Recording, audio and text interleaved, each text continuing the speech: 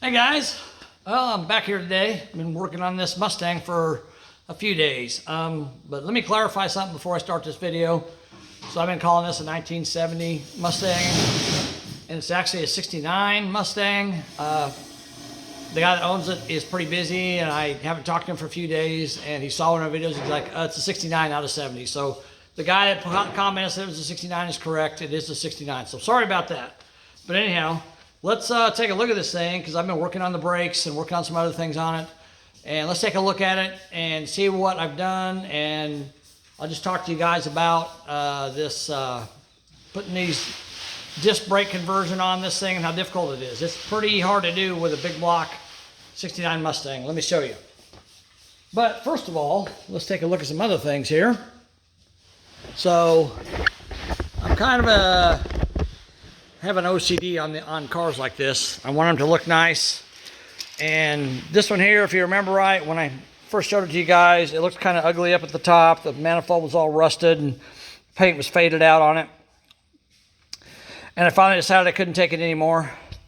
So as a favor to the guy that owns the car, I pulled the distributor out, I pulled the carburetor off and cleaned both of those up and made them look nice. But then I cleaned the intake manifold off and all the engine stuff I could reach.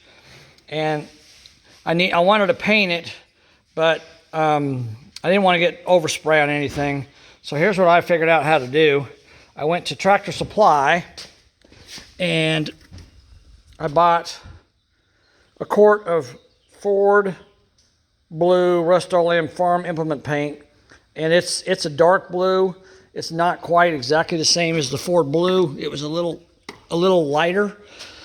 So I also bought a can of just plain old black, and I started mixing it, the black into the blue, and stirring it up until I got it dark enough that it pretty much matched the factory Ford color on this thing. It's not an exact shade, but it's really close. And then I took a paintbrush and I masked off the valve covers and everything I didn't have off the motor. I masked it all off, and I just painted it with a paintbrush, and it looks really nice. I've already started the car and ran it a little bit, so you know the paint's still on there. It's not coming off. Looks good. So yeah, I like the way it looks a lot better. I also convinced the guy to buy a upgraded Edelbrock high voltage coil, and I also convinced him to buy better wires. These are Excel 8.8 wires. They were custom wires. I put those on there. I had to make them myself. And I think this motor looks way better than it did when I started. I really like the way it looks now. It looks good. Let me grab my fender cover here. Where's it at? I don't want to lean on this beautiful paint. Put the fender cover down.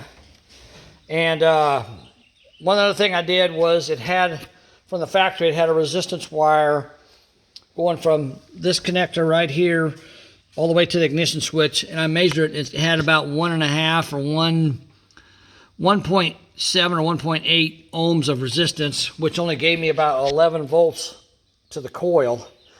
So I bypassed that. I cut it on both ends and just installed a regular copper wire, and now it's only got like 0.3 ohms of resistance, because there's still a small bit of the resistance wire on each end where I spliced it in. But now it's got 0.3 ohms, and now I've got 13 volts going to the coil, which gives me a hotter spark and makes this thing run a lot better. It's got electronic ignition inside that factory distributor, so it's it needs the full voltage. So now it's going to run a lot better because it's got 13 volts going to the coil when it's running. I also took off, like when I had the distributor out, I took the vacuum advance off and I painted it. I painted the dipsticks on the power steering and the engine, and I painted the bracket for the accelerator cable, throttle cable. Painted that black, painted all that stuff black so it looks nice. Just trying to clean everything up on here, but it looks pretty good. I think it looks a lot better than it did. I'll start it up here in a minute so you guys can hear it run. And then also I finished up this brake, pretty much finished up this brake installation under the hood here. I showed you guys how much of a pain in the butt it was to install this. And as you can see, make sure we get our light. Move my light over here a little bit. Make sure you guys can see what I'm looking at here. Ah, dang it. Well, that popped off. That sucks. All right, let's just do this. So as you can see, like I told you before, this is like, once this is installed, it's like almost impossible to get to these spark plugs now because it's so tight in here. So basically in the future, if this thing does need any kind of tune-up work, it's going to have to, you're either going to have to remove the master cylinder or remove the valve cover to try to get to all this stuff. And it's still not going to be easy with them in place. But I mean, if you remove the master cylinder, it'll be the same as it was before. But if you just remove the valve cover, it's still going to be somewhat difficult to get in there. And I want to show you guys how tight this is. So I don't know. Well, let me get this light where we can see a little better. So the problem with this is way down there. See where that rubber boot is the clutch arm that activates the clutch from the clutch pedal. So it's in the way of all these brake lines in here. And like I told you guys, you've got, I had to add, see what, 1, 2, 3, 4 brake lines to this system that was not here before. Well, actually I removed 2 and then I added 4. So I added an extra 2, but I'll try to explain this, how all this works. It's kind of difficult to see, but I'll do my best. And I'll tell you that these brake lines, the way they come in the package is not how you're, especially if you got this 428 engine, is not how you're going to end up putting this thing in here, because they were not right for me, for this application. Well, let me try to explain how each one of these goes. So back there in the back, you can see that union fitting right back there. That goes to the rear brakes, okay? So I had to disconnect that from the bottom of the proportioning valve on the back and connect the line to it, and it comes up and goes up here and underneath the master cylinder to this adjustable proportioning valve. It goes to the outlet on that, and then on the other side of that proportioning valve is another line that you can see. You can kind of see it comes underneath of the proportioning valve, and it goes into the bottom. I'm sorry, yeah, underneath of the master cylinder, and it goes into the bottom of the factory proportioning valve back there. Okay, so basically what you're doing is you're connecting your rear brakes from the factory proportioning valve underneath the master cylinder through the adjustable proportioning valve and then back out to your rear brakes. So you can use this to adjust your pressure to your rear brakes. And they give you instructions on how to do that in the instruction manual, but we're not to that point yet, so we'll do that later. And then of course you've got your lines that go to your master cylinder. The rear proportioning valve line comes up and goes to the front of the master cylinder, and the front one comes down and back up and goes to the rear of the master cylinder. And you can see them, they loop around, and then they got fortunately they got a stainless steel, braided stainless steel part that makes them flexible, but I still had to bend them to get them to fit. But I mean, it's really hard to see in here. You know, if you guys wanted to pause this, if you're doing this, if you wanted to pause this video and kind of look and see how all these lines are routed, it's really kind of a pain in the butt. Here's the one that goes to the front, and it goes back to the rear of the proportioning valve, and then this one here is the one that goes to the rear, or no, to the front of the proportioning valve and to the rear of the master cylinder. And I've got these in place. These are the brake bleeding lines, and we're gonna bleed this master cylinder here in a few minutes, and I'll show you guys how to do that. So let's put this up here where we can see a little better what we're doing. Okay, so that's what that looks like. It's really tight. The thing you got to remember here is when you're putting this in, your brake clutch lever, your I call it a Z-bar. That's what they call it on Chevrolets. I don't know what it's called on Fords, but your Z-bar has to be able to move forward up to about this point right here. It has to move back and forth to activate your clutch. So all these lines, you have to really tuck them in tight against your inner fender to avoid that, because it's right there. I mean, you can literally see how close it is to them brake lines. And you got to be able to activate. I'll go in there and I'll put my phone down here and I'll go in there and activate the clutch a couple times. Hopefully you guys can see that. And the other issue is the brake pedal and the clutch pedal. You got to put them in, and I don't know how well you can see this. Let me grab my light here to try to show you guys so you can see a little better under the dash of this thing. I wanted to get under here before, but it's just so tight under here it's hard to see. And I'm not sure what you can see and what you can't. But with this thing installed, with everything put back together now, I'll get down here where I can kind of show this to you guys. Your brake pedal and your clutch pedal are actually separate now. They're not together anymore. Hold on, let me move this light to try to get it where you can see up in there. If you see, so here's your clutch pedal. It comes across. See that? There's that rod. Your clutch pedal has that rod, and see that rod is not attached to the brake pedal anymore. The brake pedal's separate from that. Get the camera over here where you can kind of see how that works. It's actually behind that rod. So you have to put the brake pedal behind the rod for the clutch pedal. But I spent quite a bit of time underneath this dash getting all that stuff installed, because it was not easy to do. And your brake pedal and your clutch pedal are pretty much even. Your brake pedal's a little lower, but not bad.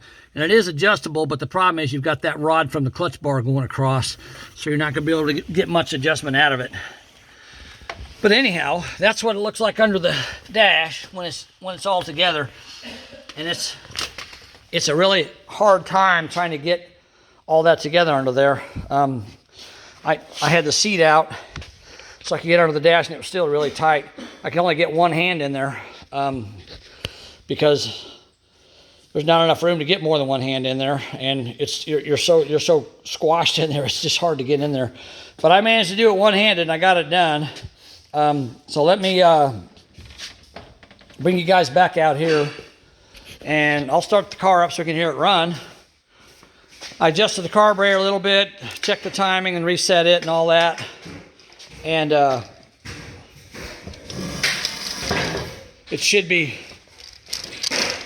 to me it sounds like it runs better than it did when it came in here.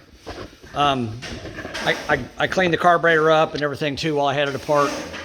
And but with all them new parts on that motor, I think it sounds a lot better than it did before. So let's, what I do, where'd that clip go that I fell off this light? What did I do? Oh, it's still stuck in the hood. Okay. Put my light up here where you guys can see a little better.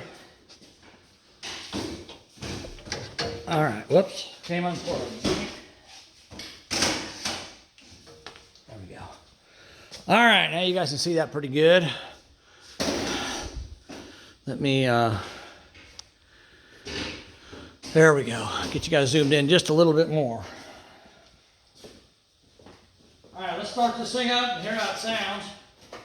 My fender cover's probably going to blow off the fender when I start it, but that's okay.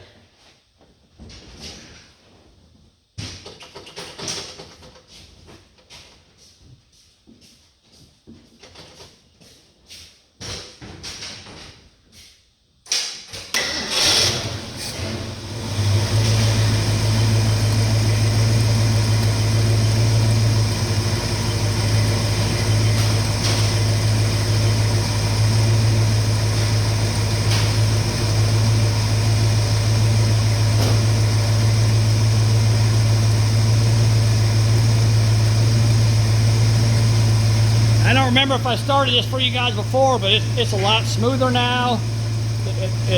Before it was shaking a little bit, wasn't running as smooth, and now it runs really nice and smooth. It started up immediately. You can see how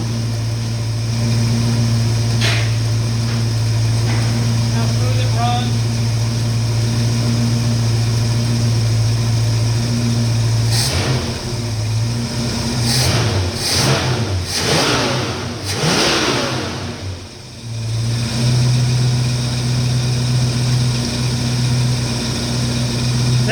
great, got really good response, throttle response. I got the idle, the factory idle on or the factory timing on this thing is supposed to be, I think, 8 or 10 degrees. I got it set up to 14 because I think it has a cam in it, just by the way it sounds and runs. So I set it up a little higher. It seems to like that timing setup, so I'm going to leave it there at 14. And I also got the vacuum advance disconnected. A lot of people say to do that. I've done it on a lot of high performance cars I've had. It's all just mechanical. So, you know, you'll get some argument out of some people as to whether or not you should disconnect that, but it doesn't need it. It runs great without it. So I'm going to leave it disconnected. I like the way it is. And let's look at it in here. Wait a minute. Let me check and make sure the choke's still on.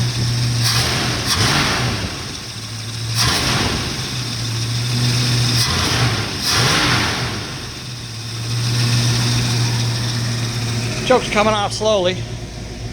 So we're idling. Right now we're idling at about 650 RPMs, maybe 700. After it warms up, it'll drop down a little more. I got it all the way down to 600 RPMs last night. So it runs really well, as you guys can see. All right. Now the next thing we need to do with this thing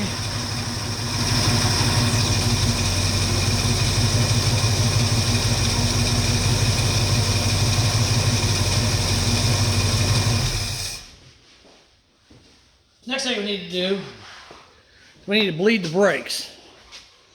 So I told you guys in one of my previous videos I was going to bench bleed them, the master cylinder, but after putting this thing together and figuring out how difficult it was, and they gave you in the kit, let me zoom in here so you can see what I'm talking about. In the kit, they give you these little metal lines that you can connect to. Metal lines, there's one and there's another one that you can connect to the master cylinder and just run them into the, from the fittings all the way up into the master cylinder itself. They give you those metal lines. And it's just as easy to do this on the car as it is to do it on a bench. So you can do it either way. The only bad thing about bench bleeding a master cylinder like this is, let me zoom back out. Another bad thing about it is if you bench bleed it and then you bring it over to the car, you have the fittings on it that are open, and you could drip brake fluid on the car or drip it on the floor or whatever, make a mess. Drip it on the car, you could damage the paint. So actually it's probably better to do it in the car, because if I do drip any fluid, it's just going to run down to the floor. It's not going to be on the factory paint or on the shiny paint on the outside of the car. So it's probably better to do it this way. So basically what you do is when you put these lines into the master cylinder, you connect them to the fittings where the brake lines would normally go. You saw I had those disconnected. You bring them up into the master cylinder, and then you got to pump the pedal, and you want to do it very slowly, because it's going to force fluid up through those tubes back into the master cylinder, but it's also going to force air in there, because there's air in it right now, because I haven't touched it yet. I haven't done anything with it. So it's going to force air into the master cylinder. And you don't want to push the pedal hard, because you'll spray air and brake fluid everywhere and you'll make a mess. So just pump it very gently, very slowly the first few times. Well, actually every time. You want to pump it very slowly and gently, and watch for air bubbles. So I'm going to go inside and I'm going to pump the brake pedal a few times, and I want you guys to keep an eye on that and watch. You'll see the air bubbles come out, and as I pump it more and more, less and less air bubbles come out. And when I get to the point where there's no more air bubbles, then I know it's fully bled. So let's do that. Let me move this light a little bit. Try to get it in a better position if I can. I think that's a little better for you guys.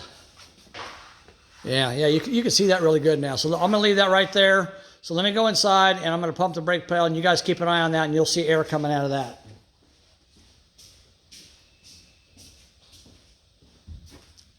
You'll see air coming out of those brake lines into the master cylinder and bubbling up through the brake fluid. Oh, and before I do that, let me show you this. Here's a little trick for you guys. when you're doing something like this, you're going to go through a little bit of brake fluid. And you might, let me zoom back out because I want to show you this. Well, come on, zoom out. There we go. You're gonna go through a little bit of brake fluid. So I bought the 1 quart brake fluid, right? So when you open this up, it's got a seal in the top. You got to peel that seal off to be able to pour it. Well, don't peel the seal off. Here's what you do. You open it up, and you just take a small Phillips screwdriver, and you just punch a little hole through this and leave the seal in place. And then when you pour it, when you go to pour it, if you need it to come out a little faster, you just squeeze the bottle. You squeeze the bottle like that, and it comes out a little faster. And this way you can control how much fluid's coming out of there. You aren't making a big mess and dumping fluid everywhere. And when you go to tilt it to pour it in, it pours out a lot slower when you first start, so you're not dumping it everywhere. So if you do this here, just put a little hole in it like that and leave the piece of foil on there, and that way you got a more controlled pour when you go to pour the brake fluid, okay? And the other thing you want to remember is when you first do this and when you're bleeding it, you don't want to fill the master cylinder completely full. I got it about 3/4 full on both sides, so just fill it about 3/4 full. As long as your lines that you're using to do your bleeding with are submerged in brake fluid, that's all that matters. Of course, if they're plastic or whatever, then you got to get them to stay in there. I like these metal ones; they stay in there pretty easily. But let me go ahead and pump the brake pedal now, and we'll watch and see if we get bubbles coming out of there. Ready? All right, let's go. Again, I'm going to pump the brake pedal very slowly, and I can see it from where I'm going to stand outside the car. I can see it from where I'm at, so I'm just going to pump it, and you guys see the air bubbles. See the air bubbles coming up. Go all the way as far as it'll go, all the way down, and you let it up slowly. It's going to suck some fluid into the lines as I pull it back. I'm going to go down again slowly. See if we got more air.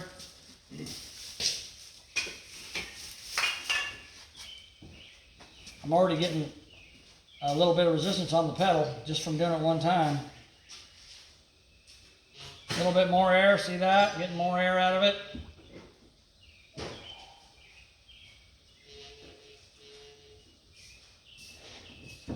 There we go. It's a little stiff because I got power brakes now, and I got no vacuum to the booster right now, so it's a little stiff. But again, I'm pushing it very slowly. I'm not trying to hurry or anything. It's going very slowly. And if your brake fluid level is going to drop down a little bit in the master cylinder as you do this, so you want to keep an eye on it. You don't want it to get below the pipe, the tube. If you have to, you can always add a little more fluid to it. Every time I do this, it's sucking a little bit of fluid out of that master cylinder into the tubes that are going into it to fill up the bottom of the master cylinder. So now it looks like I'm about half full, but I still got air coming out. There we go. All right, I'm going to add a little bit of fluid to the master cylinder now because I'm a little low. And again, I got that little hole punched in the top, so it's very easy to pour and control this. I'll try to do it where you guys can see it. Let me get around the other side.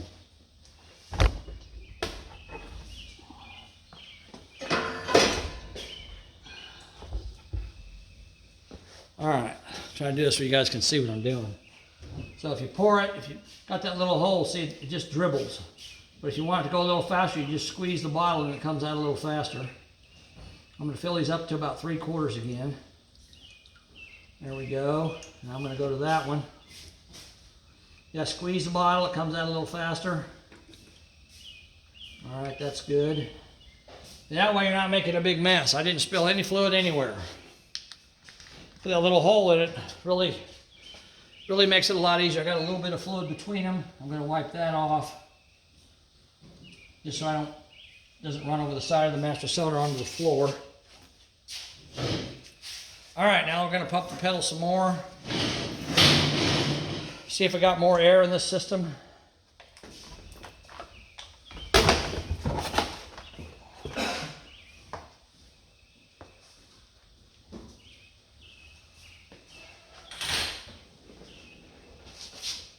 All right, and it's going to be a little hard to push because it's got power brakes now. So with the engine off, I don't have vacuum in the booster, so it's going to be a little difficult to push.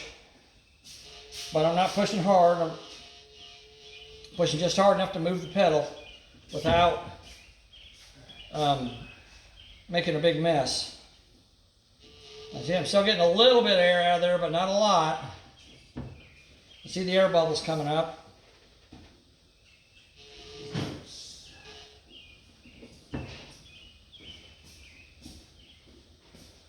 It looks like I'm just about done now. I don't see any more air bubbles coming up.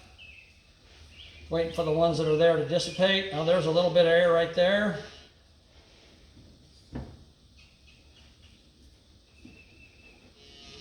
I pumped the pedal now about probably eight or 10 times. Still getting a little bit of air. Not a lot, but a little bit.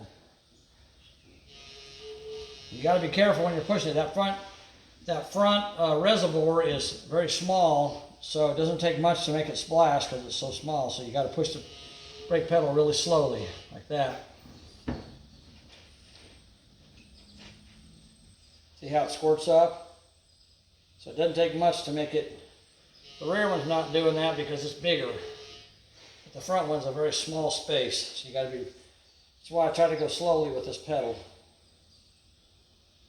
because you'll make a mess if you don't. Now it looks like I've pretty much got all the air out of the system. All right, now all the air bubbles are gone. Let's activate the pedal a couple more times, just to see if we get any more air. And I don't see any more air.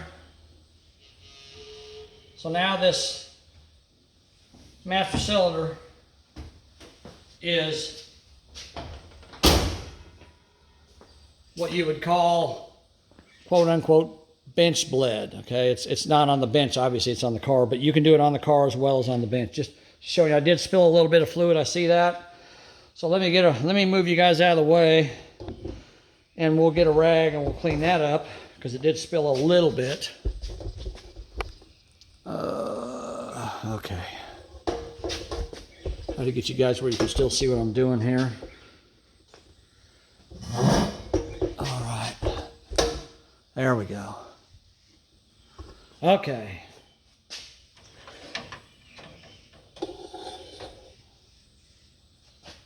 All right, let me get a. I did spill a little bit here, not a lot, just a few drops. That's good. It's only a small amount. That's why you got to push that pedal really slowly, especially this front chamber or bale, whatever you want to call it. You got to be careful with it because it's a lot smaller and its fluid will squirt out. So I pushed it hard a couple times so you guys could kind of see it squirting. A little bit of fluid came out, but not much. Just a few drops. We got it good. We got it cleaned up. I'll take this light and look down here and make sure. Yeah, I got like maybe one drop down there on the steering box. I'm not going to worry about that. All right, now comes a little trickier part. So we have to take those metal lines off and install the factory lines on there. They go to the brakes, obviously. And when you do that, the metal lines have got fluid in them, and the master cylinder's got fluid in the bottom now. So when you take them off, you're going to have a little bit of fluid come out of them. So the best thing to do is to get yourself a paper towel or a rag or something and put it underneath them when you take them loose. And as soon as you get them loose with the wrench, take them off as quickly as you can and immediately install the other line. Make sure the other line's ready to install, and install it right away so you don't have a lot of drippage. So let me get another rag, a bigger towel.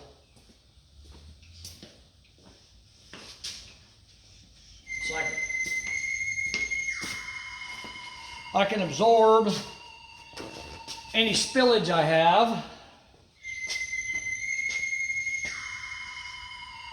Sorry about the weird noise in the background. My brother's phone is ringing, and he's not in here, of course.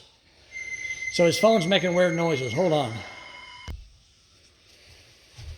All right, guys, so I moved this camera into a position where hopefully you guys can see what I'm doing here. So I need to take this line and this line off, and obviously attach this line to the rear, and the one down here you can't see, to the front of the master cylinder. When I take these lines loose, this one here is connected right there. The one back here, you can't really see the connection, but it's right there. When I take those loose, I'm going to get a little bit of fluid out of them, and of course the line themselves are going to have fluid in them. So what I'm going to do, I'm going to take a towel or rag, paper towel in this case, and I'm going to lay it down here underneath everything, like so, to try to catch any drips that I have. But the thing you want to remember when you're doing this is you want to try to be as fast as you can to get, your lines, your factory lines connected to the master cylinder as quickly as possible. So I'll take the rear one loose first, and we'll attach this line to the rear, and then we'll take the front one loose. All right, let's go. Let's get started. Okay, let's take the rear one loose first. It's 11 millimeter or 7/16, whichever one you want to use. The thing that drives me crazy about these kits is the Chinese people can't figure out how to make SAE fittings. So this fitting here is 11 millimeters, which is basically the same as 7/16, but the front one's a 10 millimeter, which I hate. It should be a 3/8, but it's not. So you got to use a metric wrench to get it loose, which I don't like. I don't like metric fittings on an American car like this, but you don't have a choice when you're buying these kits, so it is what it is. I'm trying to get this thing to loosen up enough to get it with my hand, but it's not cooperating, so I guess I'll keep loosening it with a wrench until I get it loose enough for that.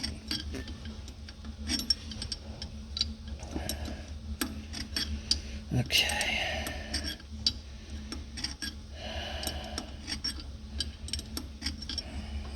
See, I already got brake fluid dripping onto the towel.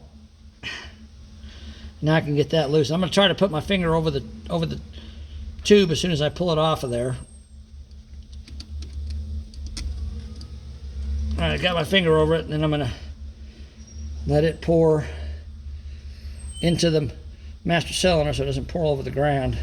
So I got a little bit of drippage. Now right down here, oh, let me get this out of the way.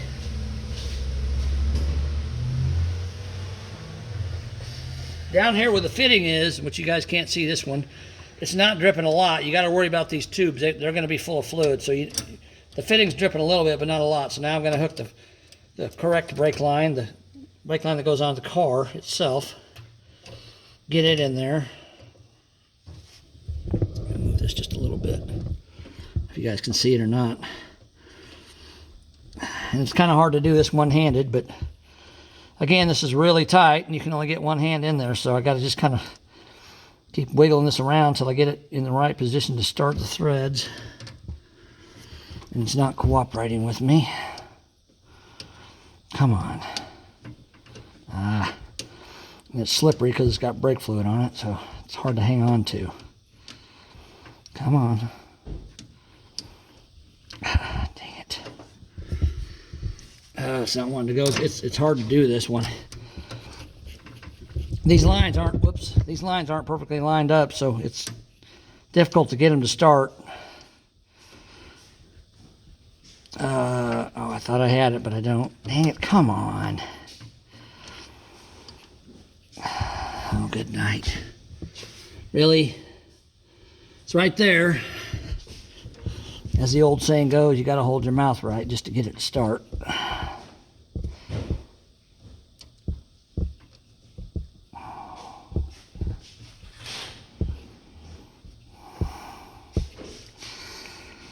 Oh, I think I got it. Yeah.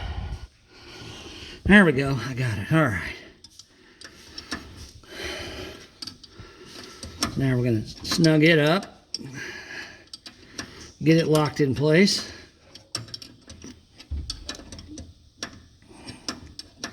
This is definitely not easy to reach in here. I can tell you that, guys. This thing is, with this big block engine. If you're ever gonna restore a car like this, and you even have the slightest thought of converting it over to disc brakes, do yourself a favor and do it when the motor's out. Because if the motor was out of this car, I'd have had this thing done a lot faster. But with the motor in here, it's just so hard to get in here. It just takes forever. You got to keep adjusting and readjusting stuff till you get it to fit. But with the motor out, I could have gotten in here and gotten things done a lot easier. It's just really hard to reach everything with the motor in. So my advice to you is, if you're going to do this, do it while you got the motor out of the car. It's a whole lot easier. All right. All right, I got that one tight.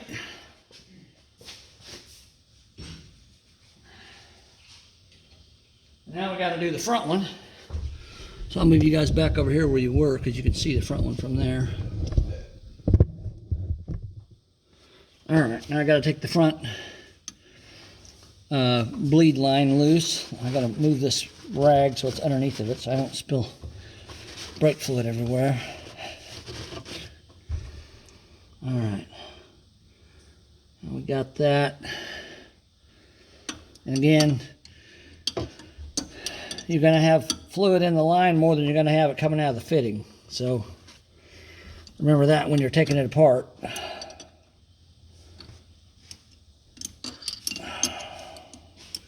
This one here seemed like it loosened up a lot easier. Oh yeah, it's coming right off. Okay. Again, I'm going to try to cover the line with my thumb as soon as it comes out of the fitting, so I can keep from spilling all the fluid everywhere. If I can get it to go. There we go. And now I'll let it loose and see how much drips out of there. A little bit. It's not a lot, but it's a little bit less. You got to worry about going places you don't want it to go. Okay. And again, I'm not worried about the fitting on the master cylinder itself, because they tend to not leak a lot when you disconnect the lines. Well, now I see a problem. The one that goes to the rear is turned the wrong way, so I need to push down on it while I'm tightening it so it isn't up against the other line.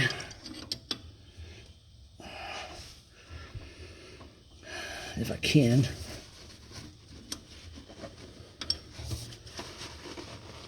Try to get two hands in here. Now it's hard for you guys to see.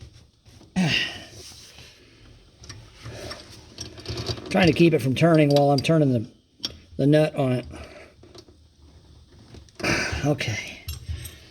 There we go. Now that's out of the way. Now I got to take this line, the front one. I got to tuck behind this wire loom. Got to pull it out. And then it goes. And again, it's going to be hard to finagle it in place because it's so tight in here.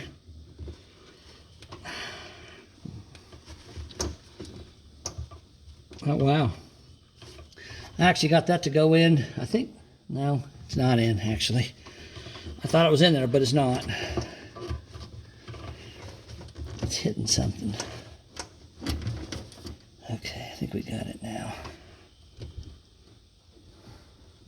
You always want to get these screwed in by hand as far as you can, and not just grab a wrench and put on them, because if you cross thread them, you're really going to screw yourself bad.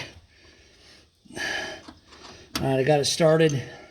That one started a lot easier than the rear one did, which I'm thankful for, because it's a pain in the butt.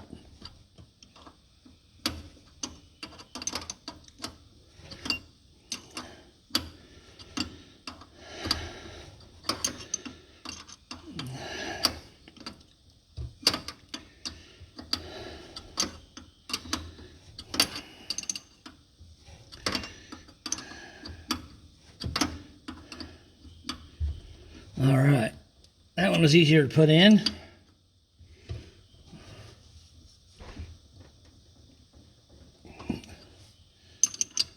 Make sure those are good and snug. And these lines, I mean, you want to get them good and tight, but you don't want to like crank on them real hard because you'll jack up the fittings. So I'm just double checking to make sure they're both good and tight. I always tighten everything up once, and then I go back and double check it. All right, so there's our towel. You can see it's got a little bit of fluid on it, but there's nothing that seeped through the backside. So we basically kept all of our fluid on the towel where it belongs.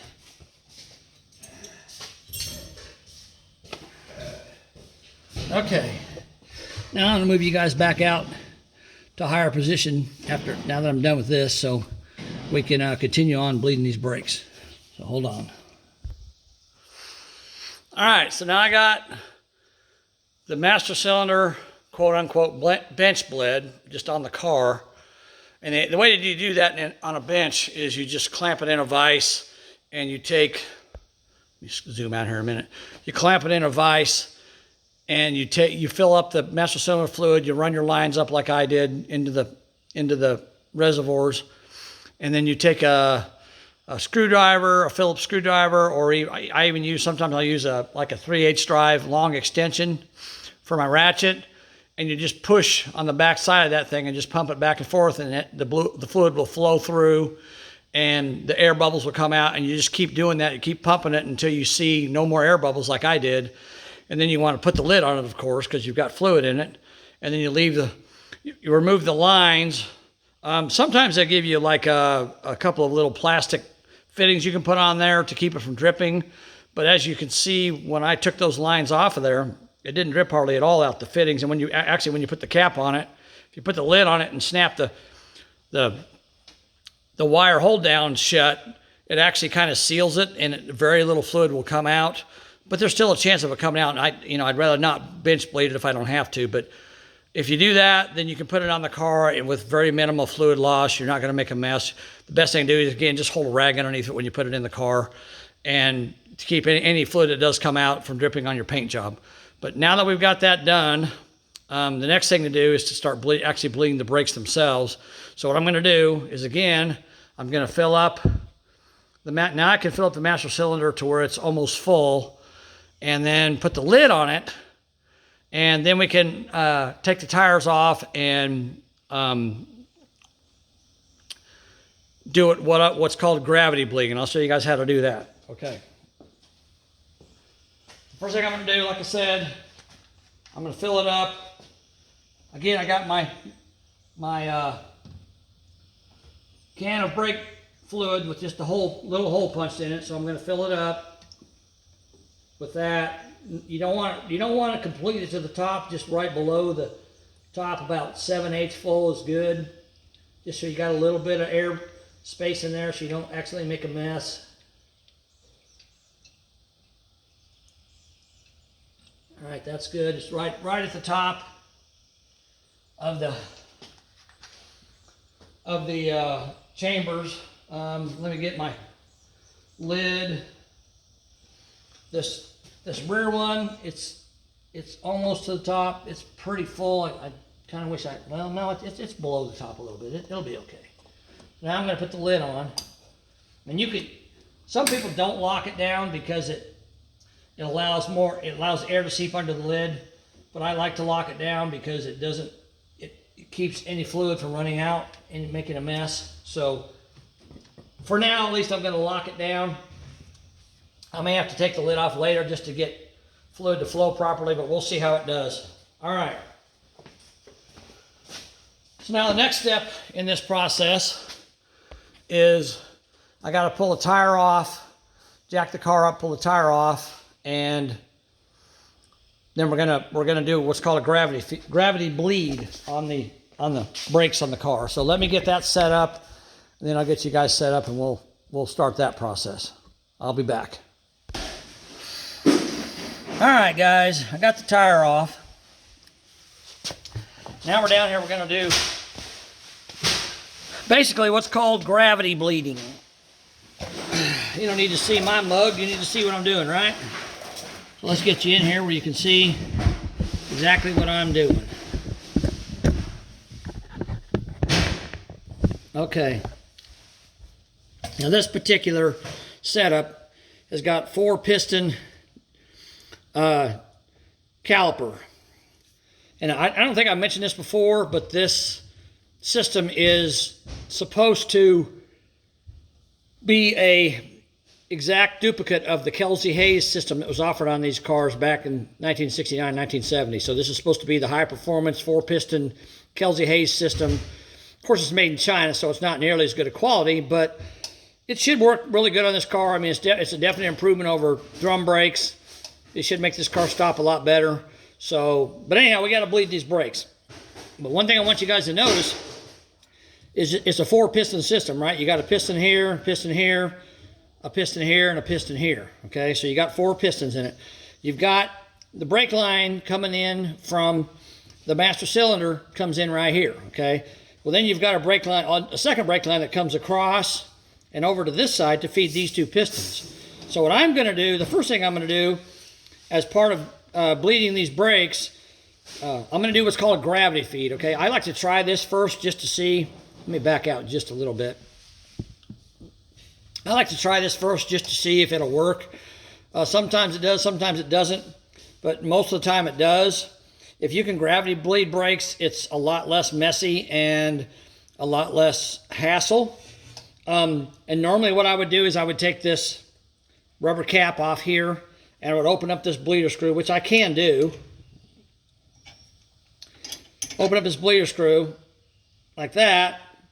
And basically what that does, it allows gravity to push the fluid that's in the master cylinder down the brake line and up into the caliper on this side, then through this brake line and across over to this side, okay? But all the air that's in this side is going to get pushed up into this brake line because this is at the top. So all the air is going to get pushed into here and back down here and then out this bleeder. But what I'm going to do is rather than wait for fluid to come all the way over here, I'm going to take my wrench and I'm going to break this side loose. I'm probably not going to completely remove it. I'm just going to break it loose if I can. Do this without removing this side. I'm not sure if I can or not. And then this side here, I'm going to actually take it completely off. And I got a drain pan down here, as you guys can see. So I'm going to take it off. Take this side completely off all the way. I may have to take both sides off. I don't know if this is going to work or not, but we're going to try it. We're going to take this side loose first. I think I could probably get this side out of the way without taking the other side completely off. I just loosened it. And the reason I'm doing this is because I want to see fluid come out of this side first before I worry about the other side. We got roosters crowing in the background. Sorry about that.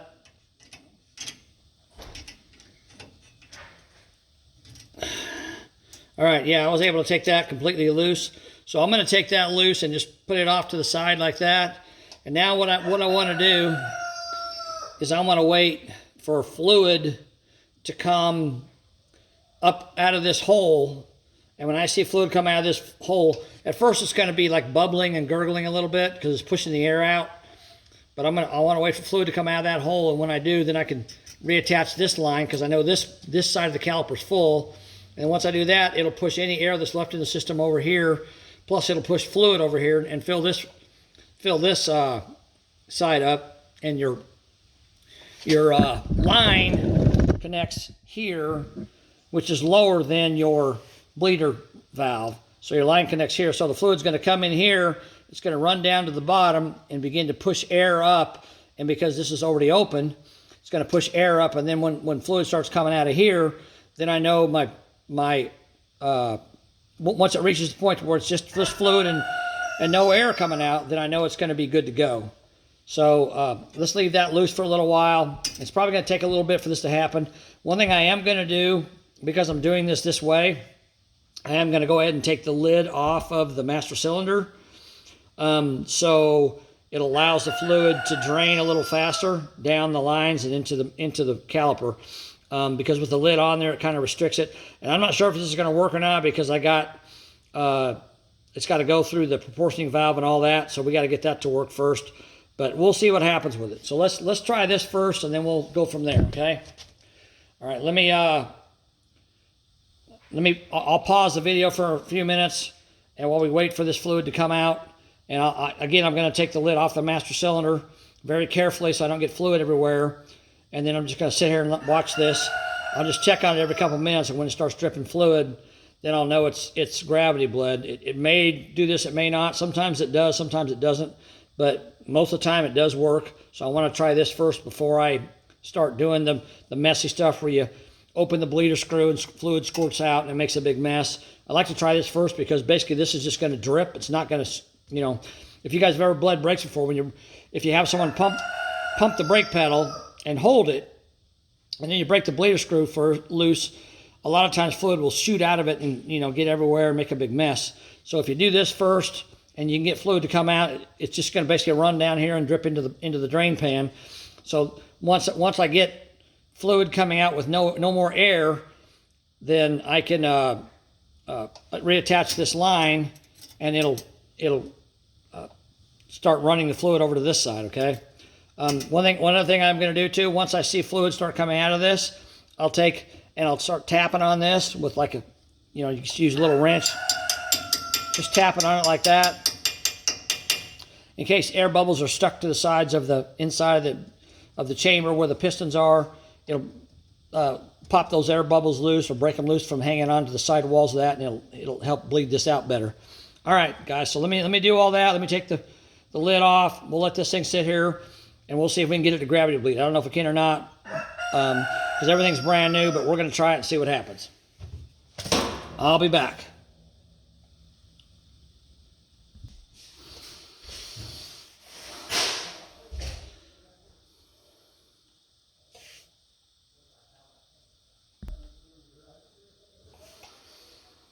All right, guys. Well, you can see I got some drippage going on here. I waited for probably an hour for this thing to start running fluid down, and nothing was happening. So I put everything back together, tightened up all my fittings, got inside the car and pumped the brake pedal like 10 or 15 times. Then I'd stop and wait a little bit, pump it again 10 or 15 times, and wait again. I did that like 5 or 6 times. Then I came back out here, and as soon as I cracked this line, it started running brake fluid out. So I know I got fluid coming down to this caliper now. That's good. So now what I'm going to do, I'm going to tighten this up, because we got fluid coming out of it, so we don't need it to be loose anymore.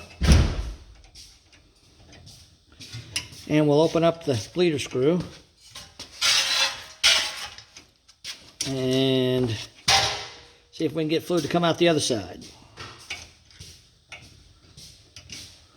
Now, one thing I wanted to say to you guys, there might be a few of you that's saying, well, wait a minute, if you're bleeding the brakes, if you're going to start the bleeding process, you need to start from the bleeder screw that's furthest away from the master cylinder, which of course would be the passenger side rear one.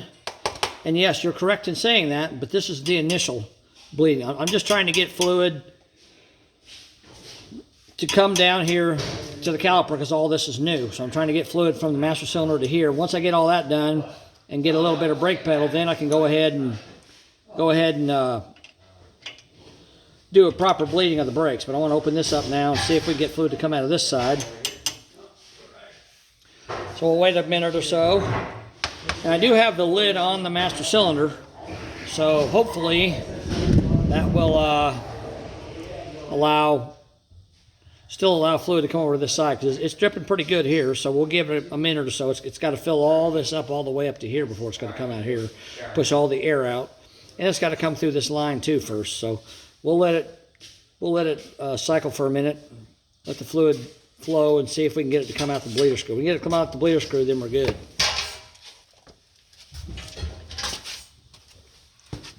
I could go in and pump the brake some more if I wanted to, but you don't ever want to pump the brake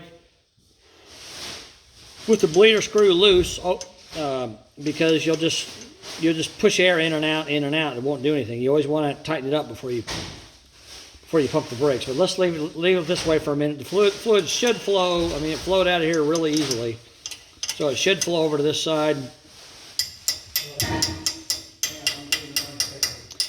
Again, I'll tap on it a little bit just to make sure if there's any air in there that it kind of pushes that out. You know, I could get like a plastic mallet or a brass mallet and do this too, but I'm not hitting it very hard. So hopefully we'll get fluid to come out of the bleeder screw here pretty quick. We'll see. Well, I got that apart, or I got this bleeder screw opened up. I'm also going to take the lid off my master cylinder and check my fluid level, because it's dropped, so it's going to drop the fluid level. But these lines are really small. It's not going to take much fluid out of the master cylinder, but I'm going to go ahead and check it and see if I need to add any more fluid to it. So I'll do that while that's open.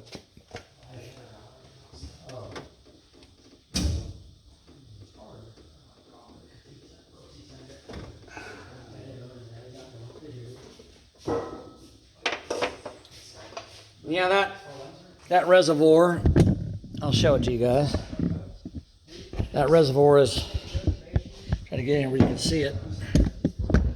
That reservoir is about half empty. So I'm glad I checked that. You want to remember to check your master cylinder if you're running fluid out. Oh look, I already got fluid dripping. So now I got fluid coming out of this side. I don't know if any air came out, but I'm sure it probably did before the fluid came out. But taking that lid off really allowed the fluid to start flowing. So let me fill this up first and let that continue to drip before we accidentally empty out the entire master cylinder, which you don't want to do.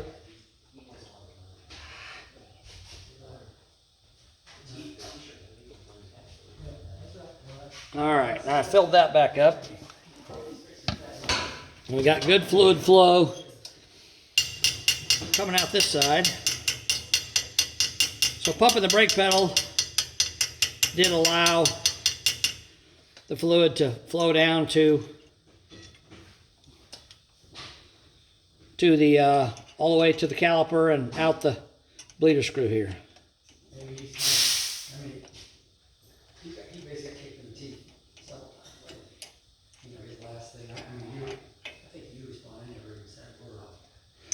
Now the fluid should stop dripping now that I've closed that. Get that good and tight. I'm going to double check my fittings. Make sure oh, that one's not tight. Okay. I thought that one was. It's a good thing to double check them. I don't see any fluid dripping down here, so I don't think it was loose enough to lose any fluid, but it's definitely loose. So I'm glad I decided to check that. That's why you always want to double check everything. All right, go back and check this one again. It's good. These you want really tight. Not twist them off. Just get them good and snug. This thing here, I just tighten it down till it's tight. A little bit tight. You don't have to crank on that at all. Just basically till the fluid stops flowing. All right, so now we've stopped our fluid from running. So now we've got the initial bleed done on this side. We've got the initial bleed done. Wipe off that brake fluid that's been running down there. Get all that cleaned off. So now we're good there. So now our next step is I'm going to go ahead and put this tire on. Put this tire on, raise up the other side, take that tire off, and then we should be able to crack that one open, and it should gravity bleed fairly easily, because now that we've pumped it, we've got fluid coming to this side. It's also going to the other side too, so we should be able to open that side up, and it should bleed out pretty quickly. So let me get that switched over, and then we'll look at the other side.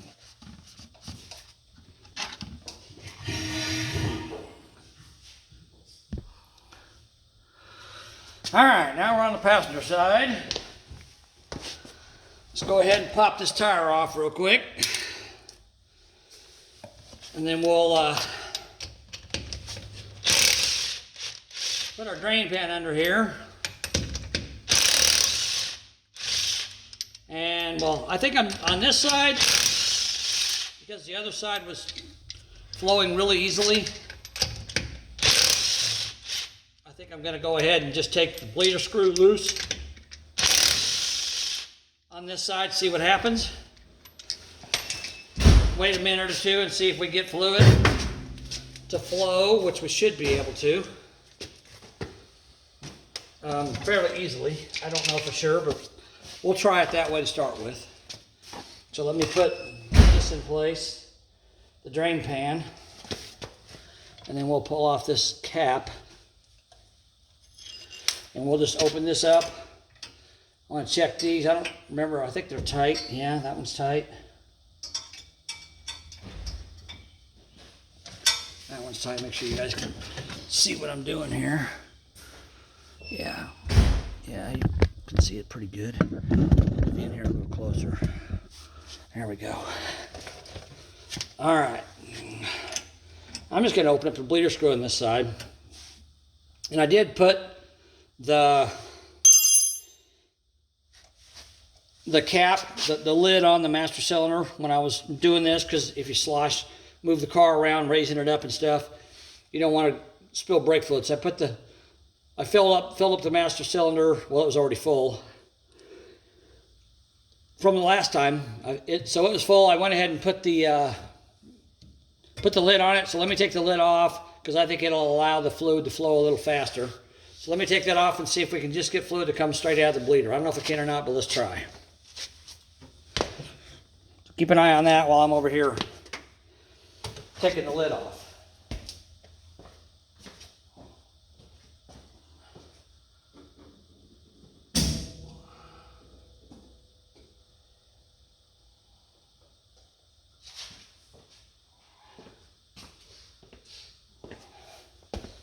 Now, of course, on the passenger,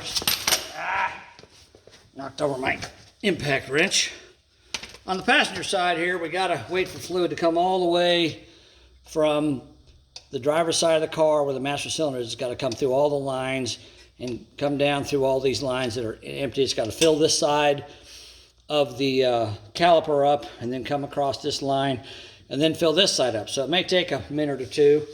And I definitely wanna go over and check the master cylinder again, go over and check it after a minute or so and see if it's dropped down any, because if it's dropped down in fluid, I don't want it to run out, because then I'm getting air back in the system.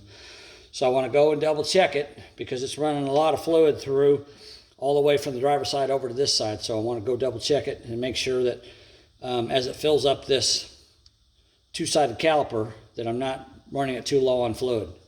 But I'm going to give it a minute and see if we get fluid coming out of here. If we don't, we'll crack the line loose here and see if we get fluid coming out of there. Worst case scenario, I can always tighten it back up, go in and pump the pedal some more, and then try to get fluid over here. But since I've already pumped the pedal, I think I'm probably going to get fluid over here, but I'm not sure. Let's wait a minute and see what happens, okay?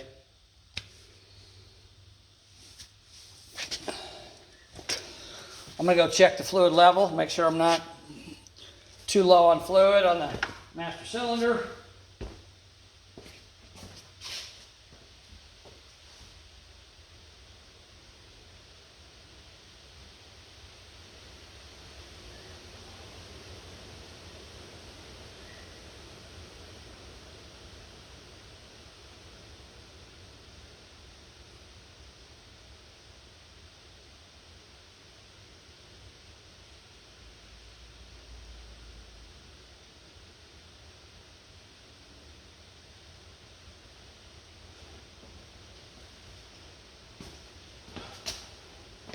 Now I still got plenty of fluid,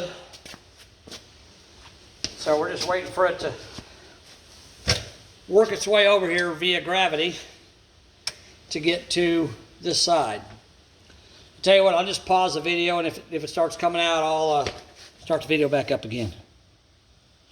I'll be back. Okay, I'm back again. So what I ended up doing is I ended up putting the lid back on the master cylinder, going inside the car, pumping the brake 10 or 20 times. I did that like 5 or 6 times. And when I first started pumping the brake pedal, it was really pretty easy to move it. After about 5 to 7 times of doing that, it would start getting more and more stiff. And the reason is because it was starting to move the fluid through the lines down to this side. The other side, we've already bled it, so it's full of fluid. And if you guys know anything about brakes, fluid will not compress, air will. So if I pump it 4 or 5 times, basically the fluid on the other side is full, or the lines on the other side are full. Over there on the driver's side, they're full. So when it starts getting hard, it's telling me that it's that side is not moving anymore, and now it's forcing fluid over to this side. So we should theoretically be able to open this up and get fluid out of it. Let's see if that's the case. Hopefully it is. And we'll see what happens when we open it up. See if we get fluid coming out of it. Hopefully we do. If not, we'll have to go back and pump it some more. This side's going to be a little more difficult because it's further away from the master cylinder. But as many times as I did it, I will loosen this side up just a tad so we can move that line once we get it loose. All right. We should be able to get fluid out of here, hopefully.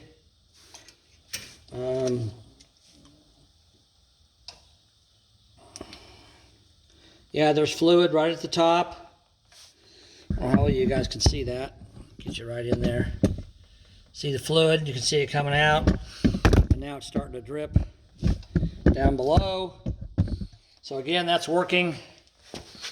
You can see the fluid dripping down into the drain pan there. So that works. We got fluid coming out of this side now. Again, I'm going to just tap lightly on this, just so that if there's any air bubbles in there,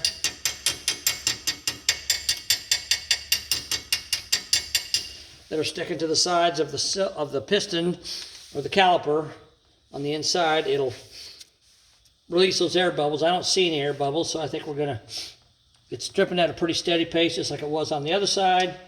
So now we can go ahead and put this line back.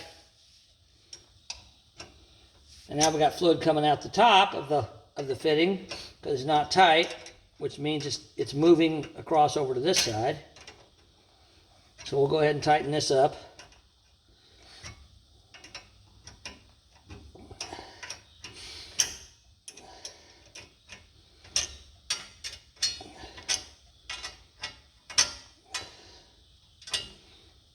Alright, and we'll crack open the bleeder screw on this side. And I got fluid, now I've got fluid coming out of this fitting because it's loose. So now I know I already got fluid over there. So now we just have to let this side of the caliper fill up, push all the air out the bleeder screw, and here in a minute we'll get fluid coming out the bleeder screw. And in theory, our front brakes, they may not be completely 100% bled, but they're at least 90%. There might be a smidgen of air here and there in the system, but it's good enough to be able, there we go, we got fluid coming out of this now. You guys can see that. Fluid coming out of there, you can see it dripping down. I'm gonna let it drip for a minute. Again, I'm going to tap on the caliper just to make sure if there's any air bubbles that are sticking to the sides of the metal inside the caliper that breaks those loose. You don't have to beat on it hard or smack it around like you're smacking around your stepchild or anything. Just tap on it lightly. The vibration from tapping will cause any air bubbles that are in there to break free and come loose. So I'm going to let that continue to drip for a minute just to make sure if there's any air further up in the lines, because now that we got this open, whatever air is in them lines is going to continue to push it out and through and out the system. So I'm going to let that drip for a minute.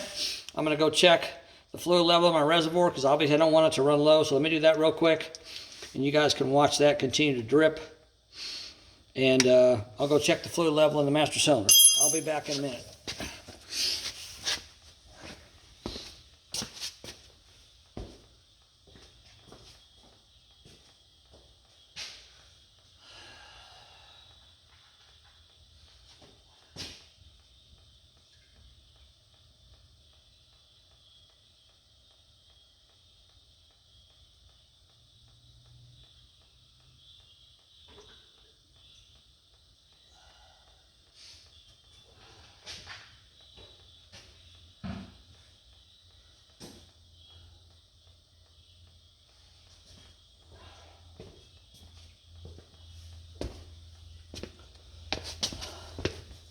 That time when I filled the reservoir up on the master cylinder, I filled it all the way to the top because I'm going to let this drip for a minute, because this line it's a lot further distance from this caliper over to the master cylinder than it is from the front one on the other side, the driver's side. It's basically a straight drop, straight down from the master cylinder straight to the caliper.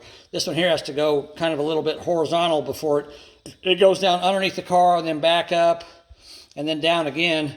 So it's a longer brake line on this side. So I'm going to let this drip for a minute just to be sure if there's any additional air in the system somewhere. It continues to push that air out, and it'll also drop the fluid level down in the master cylinder down below the cap, because it's right on the very top edge now. I don't want to put the lid on right now because it'll spill fluid. So I'll let it drip for a couple minutes, and then we'll tighten up the bleeder screw. And once we do that, we should be able to test the front brakes, spin a tire, and apply the brake pedal and see if they grab. If they do, then we know we've at least got front brakes. At that point, we'll put the car on the lift, take all the tires off. I need to replace the rear shoes because I showed you guys that the rear shoes were damaged on the passenger side, because this has got a one-legger rear end in it. So we're going to go ahead and put new shoes on it. And then while we got it up in the air, we got the new shoes off, we'll go ahead and bleed the rear brakes the same way. We'll gravity bleed them. And of course, now you got to remember, the master cylinder, the front reservoir for the rear that feeds the rear brakes, is a lot smaller than the rear reservoir that feeds the front brakes. So you got to really keep a close eye on that reservoir and make sure you don't run out of fluid, because if you do, you're going to get air in the system and you got to start all over again. We'll gravity bleed the rear brakes because obviously we have a new master cylinder, we had new brake lines. Remember, we ran from the master cylinder to the proportioning valve, the factory proportioning valve. Then we ran from the bottom of the proportioning valve up to the adjustable proportioning valve, and then back down to the rear brakes. So all them lines were empty. There's no fluid in them. So we're going to have some air that's going to come out the rear. So we got to make sure that when we bleed the rear brakes, number one, we get the air out, and number two, we make sure we keep a close eye on that reservoir, because the reservoir for the rear brakes is a lot smaller. We don't want to run out of fluid, then we got to start all over again. So it's very important that you keep an eye on that reservoir. But now that we've done this, and I pumped the brake a lot of times, and what I'm going to do when I'm done with this, I'm going to check the brakes. I'll have my brother probably spin this rotor while I apply the brakes and make sure they're grabbing, and if they are, then I'll put the tire on, I'll start the car up, activate the vacuum boost, and then I'll apply the brakes a whole bunch of times to try to get fluid now to go back to the rear brakes and push through those lines that are all new and past both the proportioning valves. And then when I put the car up on the lift, I should be able to open up the rear brake cylinders, and the air that's in the system up here now should be pushed back toward the back of the car, and I should be able to open up those cylinders, wheel cylinders, and bleed the air out of them fairly easily, just like I did these when I pumped the pedal. And then we'll get the air out of those. At that point, from that point, I will start the correct procedure for bleeding the brakes. I will start at the right rear, do it first, check the master cylinder because that reservoir is very small, refill it, then do the left rear, and then refill the wheel cylinder or the master cylinder reservoir again to make sure it's full. And then I'll come here to this one again. This is the furthest one away in the front. I'll bleed this one again, just gravity bleed it, just to be sure there's no more air in it, and then I'll do the driver's side one last. So you always want to start at the furthest away one, which is in this case would be the right rear, the left rear, right front, left front. That's the order you want to bleed them in. So once I get these established and I know they're good or almost good, then I can move the car, and I know I got at least brakes to be able to move the car with. Then I'll put it on a lift, take all 4 tires off, and I'll do that procedure I just mentioned. Right rear, right front, left front. I'll bleed them that way. But again, you got to make sure you keep an eye on that reservoir. You don't want to run out of fluid. So this has been dripping for a couple minutes. I haven't really been paying attention to this. I don't know if any air came out, but if there was any in there, it would have come out by now, because these lines, they're 1/8-inch lines on the outside, but they're like the tiniest little lines on the inside. They're like maybe 1/16 of an inch or 32nd of an inch on the inside, so there isn't much room on the inside of these. So if there's air in them, the fluid's going to push the air all the way through and back out through the bleeder. So it should have done that by now. We don't have a lot of fluid in the drip pan. Of course, this part of that's from the other side when we bled it. So I mean that's all the fluid we've ran through this whole system the whole time we've done this. It doesn't take a lot, you know. And if you do the pump method where you pump them and then you open up the bleeder screw and it squirts fluid everywhere, you use a lot more fluid. It makes a bigger mess. It's always easier to me to try to do the gravity feed method first to see if it works, you know. And of course later on we could always attach a piece of hose to this bleeder and run it into a container that's got brake fluid in it and submerge it in brake fluid and then pump the brakes with the bleeder screw open to allow any additional air that's in the system out. But I think doing this is probably going to give us at least 90 to 95% brakes. I don't think we're going to have a lot of air in the system. The rear brakes obviously have air in them now, but we'll get that out tomorrow, doing the same thing tomorrow that we're doing here today.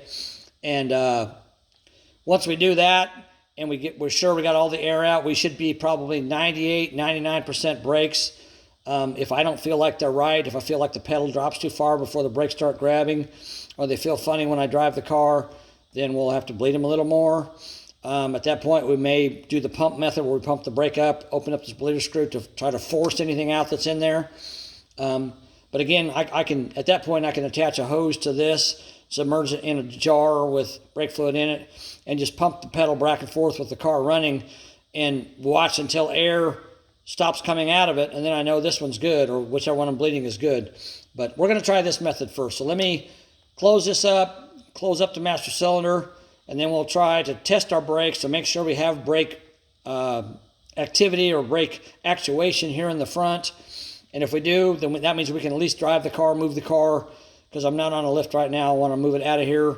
They got an event going on here tonight, so I can't do it tonight, but we'll at least get it where we can move the car out of here and on the lift, take all 4 tires off, and then we'll start this method all over again tomorrow. So let me do that real quick, and then we'll see where we're at. All right?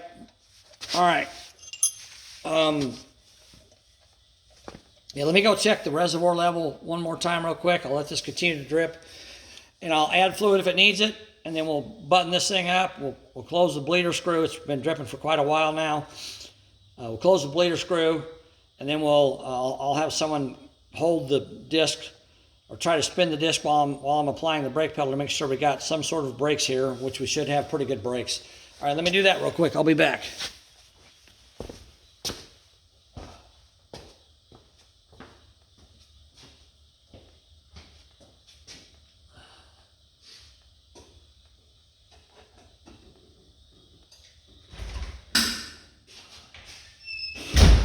I need your help for a second. You're going to have to clean it pretty quick. It's going to be just a minute. Is the involvement getting dirty? Hold on. What? Is the involvement getting dirty? Nope. All right, what are you going to do? Hold on.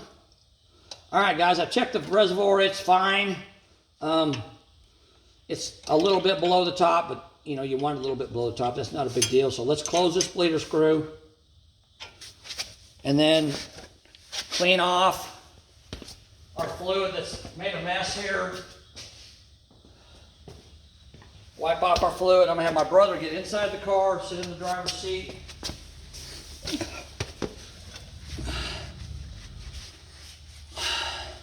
And wipe off this fluid so we don't have fluid continuing to drip. All right, now, if I spin this, you can see it's spinning free. All right, push the brake pedal. There you go. It's activating. Let go. Push it again. Let go. Push it again. How's it feel? How far does it go down before they grab? A couple inches. Okay. So he said it goes down a couple inches. All right, that's all I needed. Thank you. Feels pretty good. So it went down a couple inches. Obviously, we got air in the back. You know, we haven't bled the back brakes yet. So, yeah, I heard you. Let's see here. All right, guys. So obviously, we got air in the back. in the back. He said the pedal still goes down an inch and a half, couple inches before it grabs. But we do have brake action in the front. The front brakes are the majority of the braking action. So we have a little bit of air in the back. But tomorrow when they're done with their event, I will back this car out. I will put it on the lift and we'll take all 4 tires off. We'll bleed the back brakes first, then we'll do the test again to see how far the pedal drops. And we should be good to go at that point. If not, then we can always, you know, force bleed the brakes by pumping the pedal and releasing the bleeders. But I think we're probably going to be good. So let me get this all back together and we'll work on this tomorrow, get it on the lift, we'll get the tires off, and I'll show you guys how to change rear brakes if you don't know how to do that. And then we'll finish bleeding it. Hopefully it'll be good to go. All right, guys. Thanks for watching. Talk to you later. Bye.